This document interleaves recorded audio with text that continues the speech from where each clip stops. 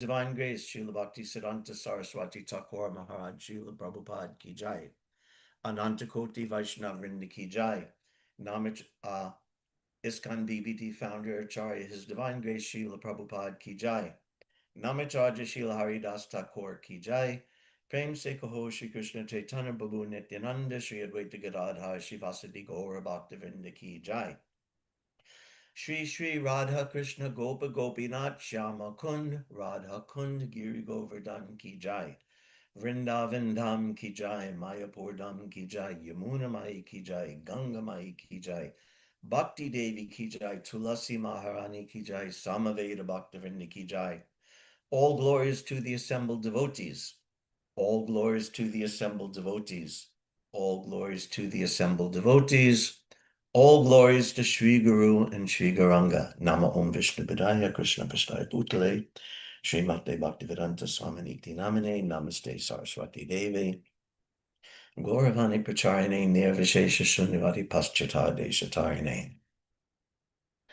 Om Namo Bhagavate Vasudevaya. Om Namo Bhagavate Vasudevaya. Om Namo Bhagavate Vasudevaya.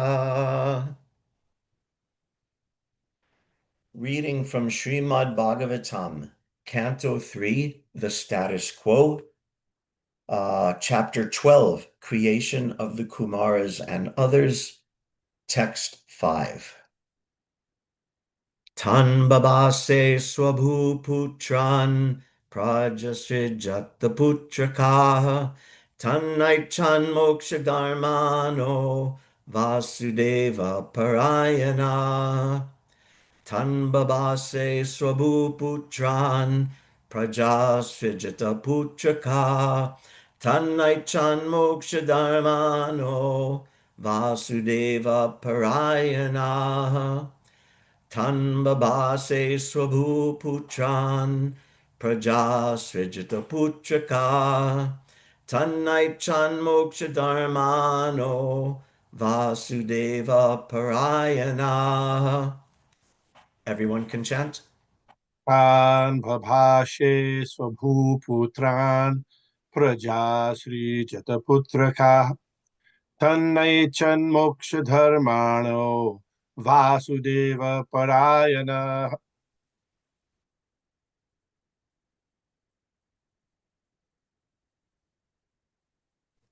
तन् बभासे स्वभूपुत्रान् प्रजासृजात पुत्रका तन्नच्छान्मोक्षधर्माणो वासुदेव परायणा. हरे कृष्ण. तन् बभाषे स्वभूपुत्रान् प्रजासृजते पुत्रका तन्नैच्छन्मोक्षधर्माणो वासुदेव परायणा. हरे कृष्ण. तान् बभाषे स्वपुत्रान् प्रजाः सृजत पुत्रकः तन्नच्छन् मोक्षधर्माणो वासुदेवा परायणा. हरे Krishna. Hare Krishna. Tan babasheva swabhu putran prajaha shajata putrakaha tannaichan moksha dharmano vasudeva prayana. Hare Krishna.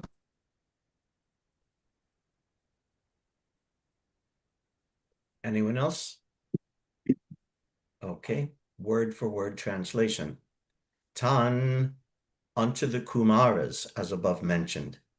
Babashe, addressed. Swabhu, Brahma. Putran, unto the sons. Praja, generations. Srijata, to create. Putraka, O my sons. Tat, that. Na, not. Aichan, desired. Moksha dharmana, pledged to the principles of liberation.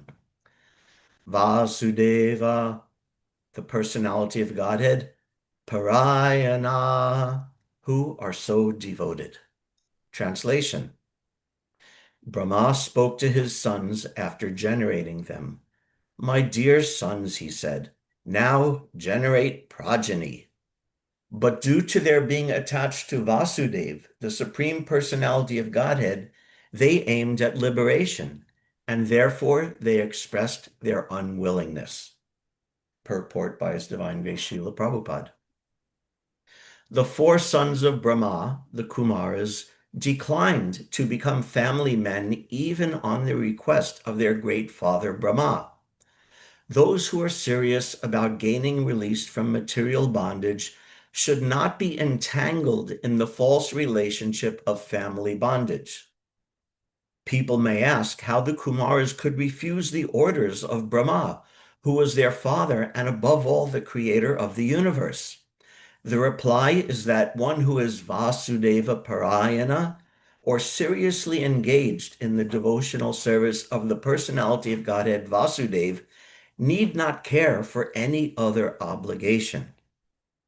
It is enjoined in the Bhagavatam, Canto 11, Chapter 5, Text 41, Devarshi bhutaptaninam pichinam na kinkaro nayam charajan sarvatmanaya sharanam sharanyam gato mukundam parityakartam. Anyone who has completely given up all worldly relationships and has taken absolute shelter of the lotus feet of the Lord, who gives us salvation and who alone is fit to be taken shelter of, is no longer a debtor or servant of anyone, including the demigods, forefathers, sages, other living entities, relatives, and members of human society. Thus, there was nothing wrong in the acts of the Kumaras when they refused their great father's request that they become family men. Tan babashe swabu putran praja srijita putraka tannaichan moksha dharmano vasudeva parayana. Brahma spoke to his sons after generating them. My dear sons, he said, now generate progeny. But due to their being attached to Vasudeva, the Supreme Personality of Godhead, they aimed at liberation, and therefore they expressed their unwillingness.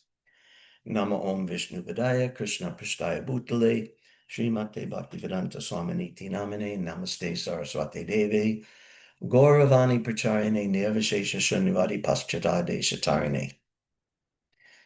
Hare Krishna, good morning, everybody. I hope everyone's doing well. A few days ago, when I saw what my verse was, I started reading this chapter. I think on Sunday was the first verse of this chapter class. And before that, I saw what it was. So I said, oh, let me read ahead a little bit, see what's going on. And the beginning of this chapter, up to here and further on, next few verses, literally made me laugh out loud when I read it. Can anyone guess what? I don't like to quiz the audience, but what do you think I was laughing at? What do you think I found funny in reading this? The beginning of this chapter. Any ideas? Any opinions?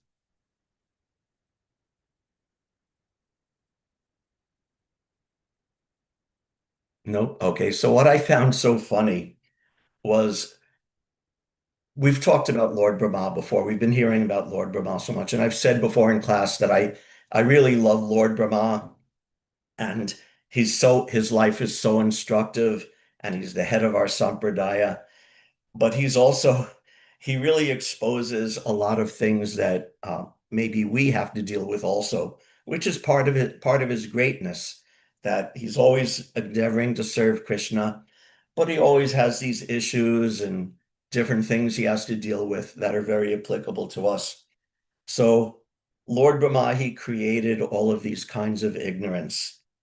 We've been hearing a lot, but there's tamas, ignorance of one's real identity, moha, falsely identifying the self with matter, maha, moha, the sense of ownership or attachment to sense objects, tamishra, anger caused by frustrated enjoyment, springing from attachment to the sense objects, and anda tamishra, the complete loss of consciousness and loss of intelligence and loss of awareness due to this anger or ultimately due to death.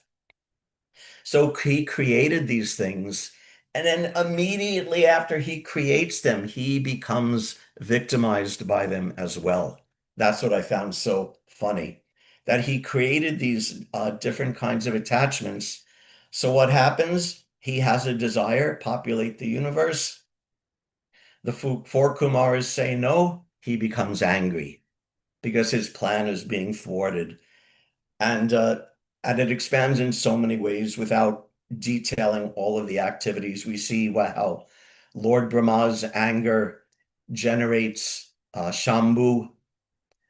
And so now he's happy, he thinks, oh, I have another son. So he says yes to that son, yes, you generate progeny and populate the universe. And Shambhu's different expansions and actually, I think the name Rudra is used. All the different Rudra's expansions and the Rudranis, their consorts, they populate the universe, but they populate them with these wild and uncontrolled and chaotic progeny who are practically speaking tearing apart the whole universe. So it's just so funny that he creates these different kinds of ignorance, and then he's victimized by it, and the universe is victimized by it, and resolving it all was a whole big trip and a whole big thing. So I found that very funny and very instructive that and this happens in the material world. We create something for benefit. And these forms of ignorance Lord Brahma is creating, they do have an ultimate benefit because without those forms of ignorance, no one can exist within the material world. And without that, without that existence in the material world, there's no chance for the conditioned living entities to become rectified. So there's a purpose, but immediately he becomes victimized by it. But specifically today, we're hearing about the four Kumaras, that they didn't want to become victimized. He created this ignorance and he regrets it. Actually, it says in I can't remember now, second or third verse.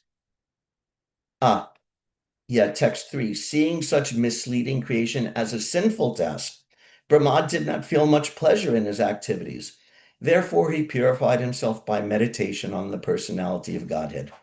So he himself was a little bit sick of, a little bit disgusted by his creation of ignorance. But then when the four Kumaras came and exemplified the rejection of that ignorance, which Lord Brahma himself was regretting, he becomes angry. So these are some of the tensions, some of the contradictions of Lord Brahma and his pastimes and activities here. And the four Kumaras, the reason they were able to renounce that material attachment, two phrases are used in today's verse. One is moksha dharma no, that their dharma we know means one's innate nature, or you could say one's religious principles. But dharma means what you're really dedicated to, was moksha. They were searching after liberation, not entanglement in the material world, but just the opposite, freedom from the material world. But that's not enough. Therefore, they're also described as Vasudeva Parayana, completely surrendered to the Supreme Personality of Godhead. And if one does that, and only if one does that, is one then able to challenge authority like the four Kumaras did. because normally obeying your parents is one of the highest principles of Vedic culture, to obey your parents. But what does it say in the verse quoted by Srila Prabhupada from the 11th canto? Anyone who has completely given up all worldly relationships and has taken absolute shelter of the lotus feet of the Lord, who gives us salvation and who alone is fit to be taken shelter of, is no longer a debtor or servant of anyone, including demigods, forefathers, sages, family, etc. So this is a strong statement that you're no longer a debtor, but what's the condition? Complete, absolute surrender. If you're partially surrendered and partially still running under tamas, moha, maha, tamisha, under tamisha, attachment to the senses, then you're on much more shaky ground. If you challenge authority, if you disobey an authority, much shakier ground. Of course, even those of us who are conditioned, even 100% conditioned, if one is doing it clearly in the service of Krishna, then it's possible.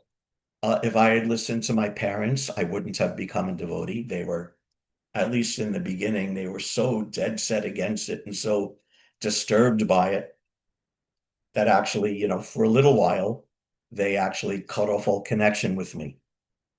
My mother, for just a few weeks, then, because she's a mother, she could cut off her connection with me. My father, it took a year or so before he came around again. But if I had listened to them, I wouldn't have become a devotee, and God only knows what insane situation I would be in now.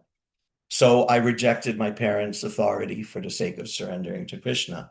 That's a case where it's understandable, where it's fairly clear cut. And though I'm not like the four Kumaras, I was at least endeavoring in the direction of moksha dharma, in the direction of Vasudeva Parayana. So this is the condition of the four Kumaras. They were so surrendered to Krishna, Vasudeva Parayana, that they were able to neglect the orders of even their father, even the creator of the universe. People may ask how the Kumaras could refuse the order of Brahma, who is their father and above all the creator of the universe. So such an authority can't be denied, but they were able to deny it because they were Vasudeva Parayana. And Prabhupada, this phrase Vasudeva Parayana, and the more, what's the word I'm looking for? The more alliterative Narayana Parayana phrase is often used. This is a verse from the description of King Chitraketu. Muktanam api siddhanam. It actually introduces some of the same ideas as today's verse. Muktanam api siddhanam Narayana Parayana Sudurlabha Prasang Tatma Koti Shapi Mahamune. O great sage, among many millions who are liberated and perfect in knowledge of liberation, one may be a devotee of Lord Narayan or Krishna. Such devotees who are fully peaceful are extremely rare. That's why the four Kumaras, in addition to being moksha dharma, moksha dharmano, also need to be Vasudeva Parayana, Narayana Parayana. Otherwise, they're not actually qualified to reject material authorities. Therefore, at Muktanam Abhisiddhanam, there could be thousands of these moksha dharmano types. But if they're not Vasudeva Parayana, if they're not Narayana Parayana, who is better than and the essence of that, then they're not qualified. So therefore, they were able to do this, able to, first of all, challenge their authority, their father like that, and second of all, actually able to maintain that vow of not taking the family life, and not just doing it, but doing it in such a way, taking all precautions by always remaining like little 5-year-olds. Therefore, they're known as the four Kumaras, because they're always like little Kumara children. So this is the qualification of these four Kumaras, to reject their father's request for some degree of material entanglement in favor of surrender to Krishna. In other words, they were surpassing the ignorance, the tamas, moha, mahamoha, tamisha, and anda tamisha created by their father. And he should have been happy for them. And he controlled himself, but he still had some anger, which then popped out of his, what was it, popped out of his forehead, I think, in the form of this rude, crying Rudra child who him and his wives and expansions went on to create so much havoc. So this is the way of the ignorance in this world, that these tamas, moha, mahamoha, they're individual characteristics, the material world, and they're also sequential, that ignorance of one's real identity leads to the false acceptance of the identity of this material body, which leads to attachment to the senses, which leads to frustration, which leads to death and loss of any kind of awareness.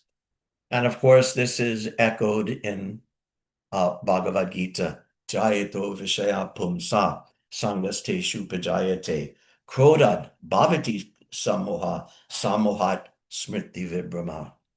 This is more or less describing the same process. Dhyayato Vishaya Pumsa.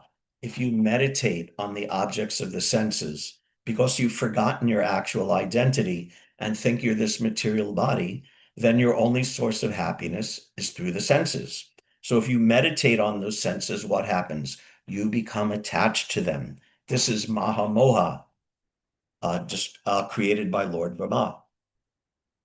You become attached. Sangat Sanjayate Kama. Then the lust develops through that attachment. And when that lust is frustrated, as it absolutely must be in this material world, some kamat krodo bhajayate, then that lust matures or ripens into anger. It's an unavoidable consequence because material desires are inevitably frustrated. Even those so-called, lucky persons or successful persons, their desires will ultimately be frustrated either in this life or at the time of death, because we know you can't take it with you. Or there's a saying, a Yiddish saying, that funeral shrouds have no pockets because you can't take it with you. So anger is the result. And then what happens? Krodad bhavati sammoha. From that anger, your consciousness becomes polluted and you become further illusioned by that anger. Samohat smriti vibrama, your memory and your intelligence becomes bewildered, becomes twisted. Smriti brahmsad buddhi nasho, and then your intelligence nasho becomes destroyed. And buddhi nasat pranashyati. Then you're completely lost, or as Bhagavad Gita says, you fall back into the material pool. This is anda tamisha. So this is what's going on. But the four Kumaras were able to surpass that, and thus they were able to surpass the not inappropriate, but unsuitable for them instructions from Lord Brahma. They were able to surpass that. And this is some of what Prabhupada is talking about in the purport. This idea of giving up a lower instruction, ignoring a lower instruction, even from those who are generally means in this world, and even in Vedic culture, who are supposed to be authorities, there are circumstances when that can be rejected, where devotion and obedience to Krishna trumps obedience and devotion to mundane authorities. Now, this is absolutely true, but as indicated in the Bhagavatam verse he quotes in the purport, that takes a very high degree of surrender. Prabhupada would sometimes say, it takes a little intelligence, So applying this takes a little intelligence. The story is that Shruta Kirti asked Srila Prabhupada, how can we tell the difference between making an adjustment and changing a principle? And Prabhupada said, that takes a little intelligence. So we should not be cavalierly or loosely or indiscriminately just saying, oh, I don't have to obey my authorities. I'm doing whatever I'm doing for Krishna. That is also very dangerous, especially for those of us. There may be some out there who are not on the very highest platform of devotion and surrender to Krishna. One should be very, very careful, because if you do that ignoring of authorities without pure motivation and without that concomitant full surrender to Krishna, then one might actually be held liable for their disobedience and have to suffer a result for that. So understanding these principles, how to apply them, takes a little, like Prabhupada said, a little intelligence, a little understanding, a little delicacy. Just like there's a story in the Mahabharata, without going into the whole thing, Yudhishthir inadvertently insulted Arjuna one time and insulted his Gandiva bow. And maybe unbeknownst to him, Arjuna had taken a vow that he would kill anyone who insulted his Gandiva bow. So he was thinking, oh, I took a vow, I have to kill my brother Yudhishthir, which is, of course, preposterous. And so Krishna was preaching to him, and he told him the story of sage Kaushika. With his blind adherence, Kaushika had blind adherence to certain religious principles, truthfulness. So he was a sage. It's also described he was a sage and he was determined, but he was also not very knowledgeable in the scriptures. And he had taken this vow to always be truthful. So he was living in the forest doing his sage business. And one day there were some innocent people who were being chased by a band of thieves and murderers. And so they were running away in the forest to hide from these murderers. And they ran past the ashram of the sage. And then the murderers came and said, oh, sage, we know you're very truthful, so tell us truthfully, where have these people run to? So the sage said, oh, I took a vow to always speak the truth. So he told them, they went that away. And the murderers ran after them and captured them and robbed them and murdered them. And that sage Kaushika was held responsible for his sin, even though he clung blindly to telling the truth. So in this way, Krishna was instructing, it takes a little intelligence how to apply these things. We don't apply these things blindly, but we have to learn how to apply them intelligently, carefully, according to Kala Desh Patra, according to time, place, and circumstances. Let's see. And of course, the most famous example, probably most famous example in the Bhagavatam of a disciple not following the words of his spiritual master is the case of Bali Maharaj and Shukracharya. We know that Vaman Dev came to steal the kingdom from Bali Maharaj and said, oh, Maharaj, all I'm begging is 3 steps of land. And Bali Maharaj very gladly and willingly accepted that, yes, I'll give you 3 steps of land.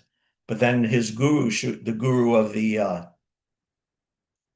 demons, Shukracharya, came and said to him, and even his name, Prabhupada has commented, even the name Shukracharya indicates that maybe he's not the most spiritually qualified guru, because Shukra means by semina, by seed, by organic or biological descent, he's guru. So this is not the topmost qualification of guru. But in any case, he was guru. He had been accepted. He had instructed the demons in Bali. And actually, through his instruction and mercy, Bali and all of the demons were now ruling the universe. So they had some indebtedness or some obedience to Shukracharya. But Shukracharya went to him and said, Bali Maharaj, you should not. You've promised to give him whatever he wants. But don't you know that this is Vishnu? Don't you know that he's come to cheat you and that he's come to take everything away from you? And Prabhupada also explains that there was also some personal desire on the side of Shukracharya that, oh, I'm being maintained nicely by the demons as my disciples, giving me lots of charity or dakshin or gifts. So that will also put my livelihood at risk. But Bali said no. He refused to give up his vow to give the 3 steps of land to Vishnu. He said, I know it's Vishnu. Everyone knew it was Vishnu. It wasn't like it was a secret. Bali Maharaj knew and Shukracharya knew this was Vishnu in the form of Vamanadev. And they knew he was coming to take the kingdom back for the demigods. But he said, no, you're my guru. You've taught me in the sacrifice that we always offer to Vishnu. And now you're telling me not to? So this hypocrisy or duality on the part of Shukracharya is what Bali Maharaj saw. And thus he said, and thus he had a right to disobey in this case. And so he said, no, I'm going to do it. I worship truthfulness. Of course, this is also a case of truthfulness where he upheld it properly by the truthfulness of his vow to give everything to Vamanadev and worshiping the Brahmana, even though he knew it was Vishnu come to steal everything from him. He did it. And when he did that, all of the demigods applauded his great act. His wife, Bali Maharaj's wife, Vindhyavali, came with a golden water pot, and they both washed Lord Vamana's feet, and they took the water from that washing on their heads. And this is a nice foreshadowing also, because we know when Vamanadev took his gigantic form, and with his second step, he pierced the coverings of the universe with his toe, and the celestial waters of the Ganges came down through that hole pierced by his feet, washing Lord Vamanadev's feet and making the Ganges holy all over the universe. So that's like a foreshadowing that here Bali Maharaj is washing Vamanadev's feet and taking the water on his head. And Vamanadev is also doing that with the whole universe, bringing that holy water down into the universe. And all of the demigods applaud his wonderful act. And Shukadev Goswami, in describing it, also applaud his wonderful act and his situation, his activity, his condition is described as arjavam. This is a very important word in understanding this. Arjavam means simplicity, non-duplicity, straightness. Arjavam comes from the root word riju, which means straight. Just like a couple of times in the Bhagavatam, and later in the 3rd canto, and then also in the 7th canto, when Narada Muni is instructing Yudhishthira, and they're talking about the yoga system, and they talk about Riju Anga or Riju Kaya, that when you're doing that, you have to keep the body Riju, straight, erect. Just like we hear in Bhagavad Gita, that you sit in a firm seat and erect with the spine straight. This is Riju, straight. And from Riju comes Riju, right? Arjavam. This means this straightness, just like we talk about in ordinary English language. We talk about like a straight shooter or someone walking the straight and narrow. That means their behavior is straight. It's not crooked. The opposite of straight is crooked or bifurcated or deceptive. So this is arjavam, this simplicity. And this word's used a lot in the Bhagavad Gita. There's at least a couple of long lists of qualities, one describing the qualities of knowledge, and in that list, arjavam is listed. One describing later on in the later chapter, describing the list of the activities of one who is Daivi Sampat, one who is in the mode of goodness, who is like a demigod. And there also Arjavam is described. The description of the Brahmana is what's the Samadamo Tapaksho Cham Chantir Arjavam Evacha, as the quality of a Brahmin. So this simplicity, this straightforwardness, this non-duplicity and lack of hypocrisy is such an important quality for one to be qualified as a devotee, and qualified to have the intelligence and the ability to understand this principle of how to follow authority, and as well as those very extreme examples where authority should be questioned. If one is not straightforward, simple, straightforward, direct, and non-duplicitous, then you can't understand that. If you're duplicitous, if you're a hypocrite, and you're thinking in your mind how you want to enjoy sense gratification, and then the spiritual master says, give up sense gratification, then you may come up, oh, I don't agree with my guru for this reason or that reason, but you actually can't make a proper decision on this because you're duplicitous, because you're a hypocrite, because in your mind, in your heart, you're searching after sense gratification. So this simplicity is so important. And if actually another word for this arjavam, actually Shankaracharya also in his writing uses this word arjavam, and he describes it as bhava samsudi. This is also a very interesting description of arjavam. Bhava samsudi, that your mood, your nature has to be samsudi, has to be pure. Pure means uncontaminated by these other ideas, these cheating ideas, these duplicitous ideas, bhavasham shuddhi. And if one is not arjavam, is not simple and straightforward and not a hypocrite, then we see things like taking Vedic verses out of context in order to support some point,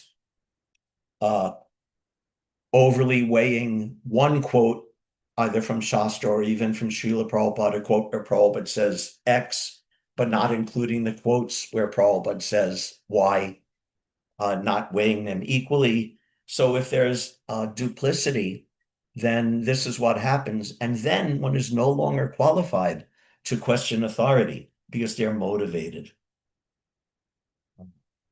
Therefore, it said, Chaitanya Mahaprabhu said, Guru More Murka Deki Karila Shashan.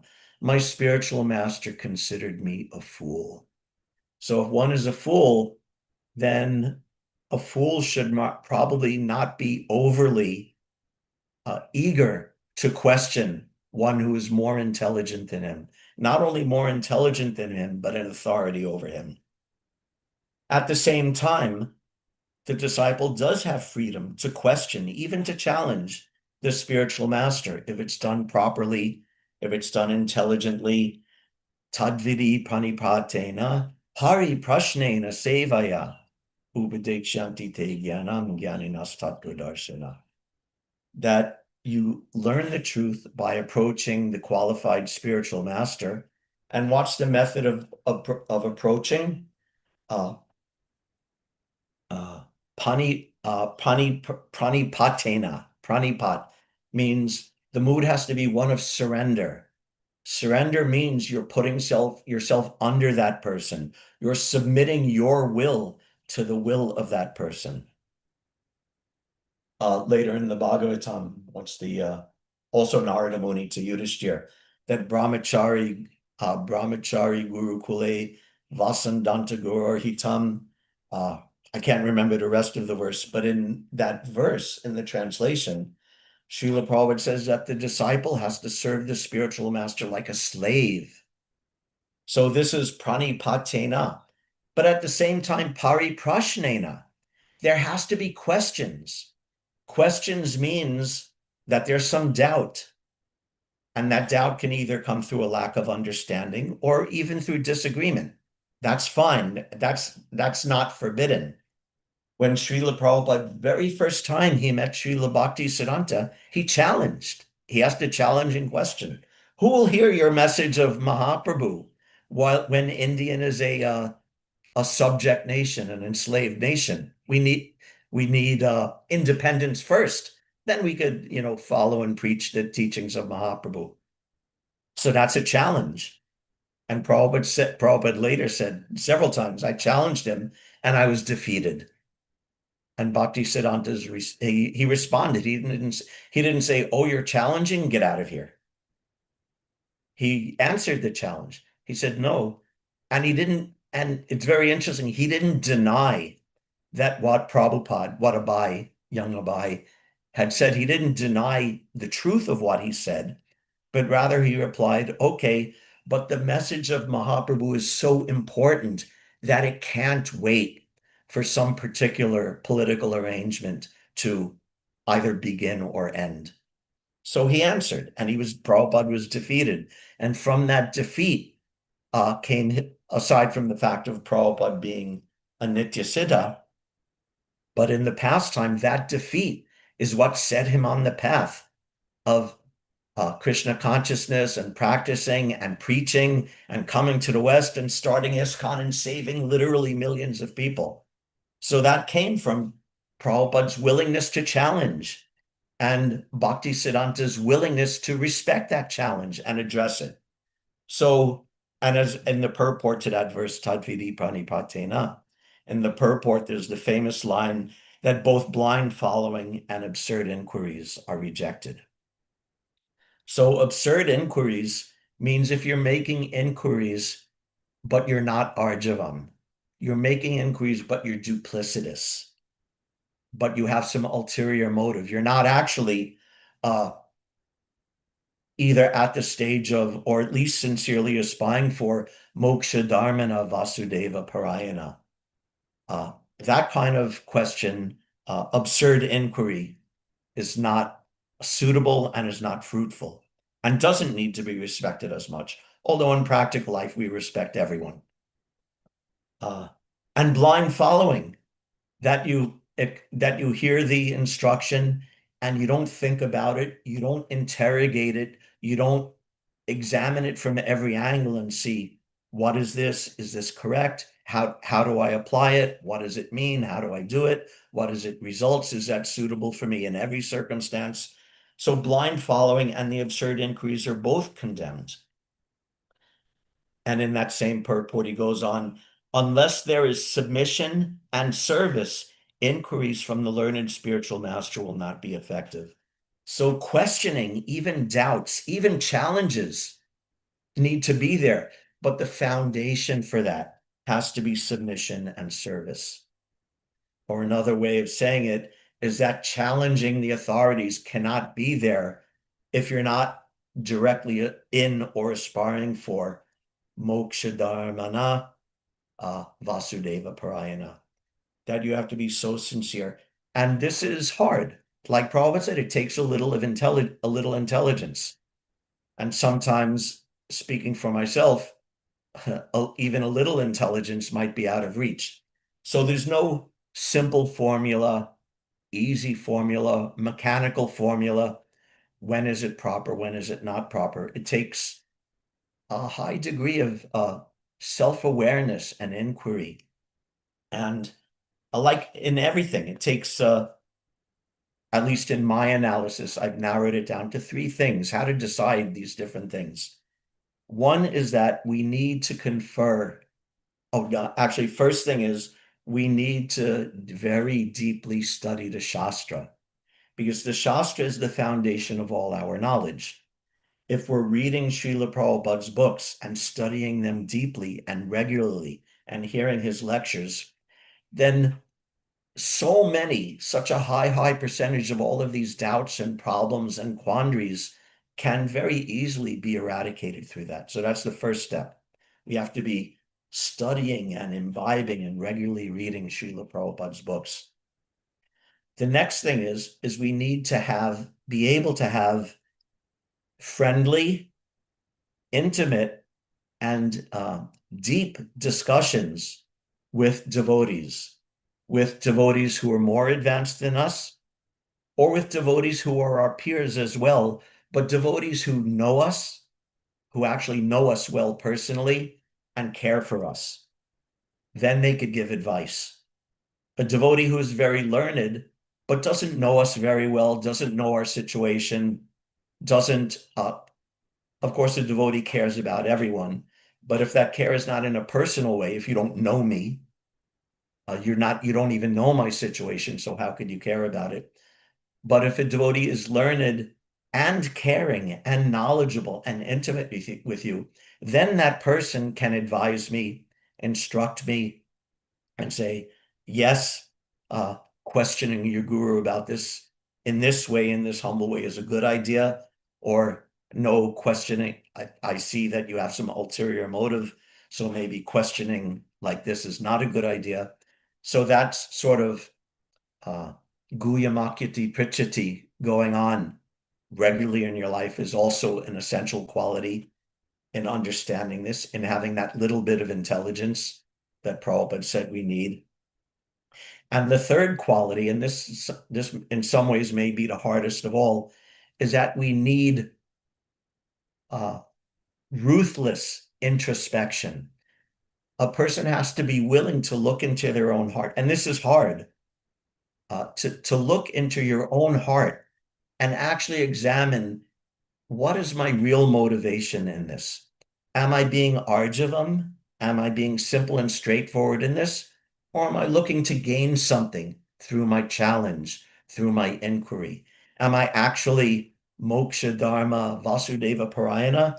Or am I trying to manipulate a situation for my material ego or for my material benefit? So these three things, deep study and meditation on scriptures, scriptural instructions, scriptural examples, having devotee confidants who can actually hear us and advise us, and being introspective enough that we can look in our heart and discern our own motives, that will enable us to understand the instructions of authorities and see maybe there's even some rare cases where those instructions from authorities are not proper, or maybe would benefit from some modification or from some adjustment. Then it's possible. And all those things take some time, take some energy, especially being introspective can be difficult. Richard Feynman, the famous physicist, Richard Feynman once said that the first rule is to not deceive yourself, but yourself is the easiest person of all to deceive. So deceiving ourselves is easy, and honestly looking at ourselves is hard. Our ego makes that hard. The tama and the tamisha, the moha, the mahamoha, all of those kinds of illusion make it hard to be honest with ourselves, because we don't even know ourselves. We don't even know who we are ourselves. So therefore, with the help of scriptural instructions, with the help of loving devotees who know us and care for us, then we can understand ourselves. And through that understanding ourselves, then real introspection can begin. And we can understand, am I really like the Kumaras, that I could tell my guru, take a hike, I'm not doing it? Of course, even if one did it, one wouldn't do it in such harsh ways. But this is what it takes, an actual dialogue, even with the spiritual master. We see this is the whole basis of Bhagavad Gita, that Krishna said something and Arjuna had challenges, and he strongly challenged, even challenged on the basis of scripture and on the basis of social convention. And Krishna didn't reject him, but he answered those objections until finally Arjuna said, all my questions have been answered, all my doubts have been removed. Now I'm ready to surrender to you. This is how it goes. And the very rare outliers like the four Kumars are there also to teach us to understand the nature of the guru-disciple relationship, and also to teach us the what's the word I'm looking for? The seriousness and the real dedication it takes to become Vasudeva Parayana, to become Narayana Parayana. The four Kumars had a particular situation where they gave up family life. That doesn't mean no one could take to family life, or even that it's necessarily better to give up family life. And Prabhupada has explained how to spiritualize and make spiritual family life perfect. But it indicates to us the seriousness, the intensity, and the commitment that is required. Thank you very much, everybody, for your very kind attention. All glories to Srila Prabhupada. If there's any questions or comments, we can discuss now. And also, I would encourage everyone, maybe it's just me because I like to laugh and I like to joke, but as you're reading the upcoming verses of this chapter, take a look at the contradictions in Lord Brahma's behavior, and maybe you'll find it humorous too, like I did. Okay, thank you. Questions or comments or discussion?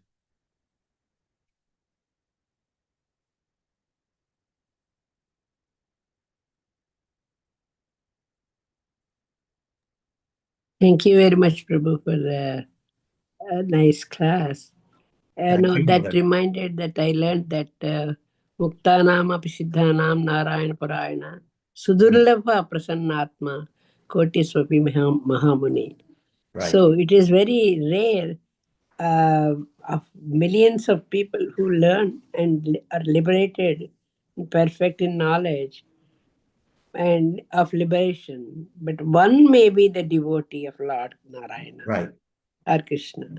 So each devotee who are fully peaceful are extremely rare. Very rare, yes. That's why the four Kumars are described not merely as moksha dharma, but also Vasudeva Parayana, to be clear that they're not merely after liberation. Because we know ye nye ravindaksha vimuktamanina. If you're after liberation, but you're not Narayana Parayana, then any so-called liberation you get, vimuktamanina, it's simply an imagination within your mind. Yeah, And that's like you'll I fall from it. remembered. I learned long time ago, Vishnugata Prabhu taught us. That's a very nice meaning in that. It cannot be, they know that perfect in knowledge of liberation, but one may be a devotee of Lord Right. Narayana. So that is a very good this thing. And then you said, pariprasnena sevaya. So these questions, actually not whether they are knowledgeable questions or silly questions. Sometimes silly questions makes something. So that's what I'm so Yeah. scared to ask any question, Prabhu. Right. Actually, I have a funny story about that. Long ago in Boston Temple, when Niranjana Swami was there, maybe that was even before he was Swami, when he was still Niranjana Prabhu. He was giving class, and one devotee was there who had a bit of a reputation for asking weird questions or, being a disturbance sometimes. He asked, can you explain the meaning of vibhav? Now, vibhav had not been mentioned in the verse and not been mentioned in the class at all. So he said, can you explain the meaning of vibhav? And Niranjana Swami said, no. Any other questions? So that was fun that he didn't have the patience for that particular challenge, because he could discern it was the absurd inquiries that Bhagavad Gita condemns. Thank you, It Mother. was a really very good class, Prabhu. Yes. Vishnugata Prabhu was showing a hand before. Yes, Vishnu Prabhu, I saw your hand up also. Anything you'd like to contribute? According along the same lines as the question that was asked to Niranjan Prabhu. You can listen to Srila Prabhupada giving a class on the chanting of the holy names, and then someone asked, what is Lord Balaram's relationship with Srimati Radharani? So the Srila Prabhupada says, where does that question come from? You should try to ask a question according to the subject matter of the class. Right. But then he answered it. Oh, that's interesting. He said, just as Krishna has expansions, Srimati Radharani has expansions like that, and there's a Yeah. particular expansion that Lord Balaram. Yeah. So then, just I want a couple of points. You were mentioning about how even Lord Brahma, who's the creator of those different kinds of ignorance, right off the bat, he became influenced by that ignorance when, the four Kumaras didn't obey him, Right. and and that was in his desire to populate the universe. I just Right. wanted to point out, and that was not just his own personal desire; Right. that was his service. So he was, even though he was engaged in devotional service to the Supreme Personality of Godhead, given that instruction, that was his job. Still, he became bewildered. Yeah. Yeah. Yeah. Good point. And that's sort of the beautiful, life of Brahma, that he's always a servant of Krishna. But even in the course of that, sometimes actually, that reminds me of another story, not with Naranjana Swami, but back in my Boston days. I was head pujari in Boston for a few years, and there was one devotee uh, who had a habit. He had some pujari service, and he had a habit of being late, not starting the artik on time. So at that time, I took my service seriously. So I spoke to him, and he was late, and I actually got angry at that devotee. And word of it got back to my spiritual master, who wrote me a letter and said, even if you feel you're justified, you can't get angry at the devotees like that. That's not proper. So maybe like Lord Brahma, I thought I'm justified. It's my service to see that the artik's on time, but my angry response was inappropriate. Okay. Then another idea that came up as you were discussing, sometimes, the verse that's quoted there in the purport about all the responsibilities to others, including even the demigods, when you Right. take full shelter of Lord Krishna, Mukunda.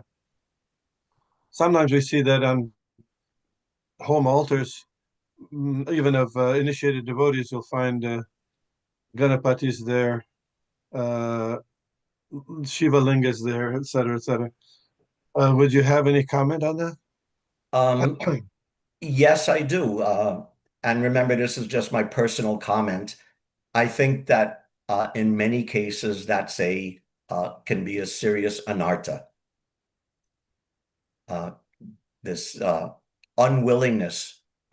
Another story I heard from long ago, that there was one life member family who really taking nicely to devotional service, but on their pictures on the altar, they like on the like how like a picture frame. Do people still use like regular picture frames, or is everything digital now? But they would have pictures on their altar, and there would be with the glass front and then the picture of Krishna, but they would slide like behind the picture of Krishna, pictures of demigods, and you wouldn't see them, but they knew they were there because it was so ingrained. They just couldn't give it up. I think it is very often an anartha.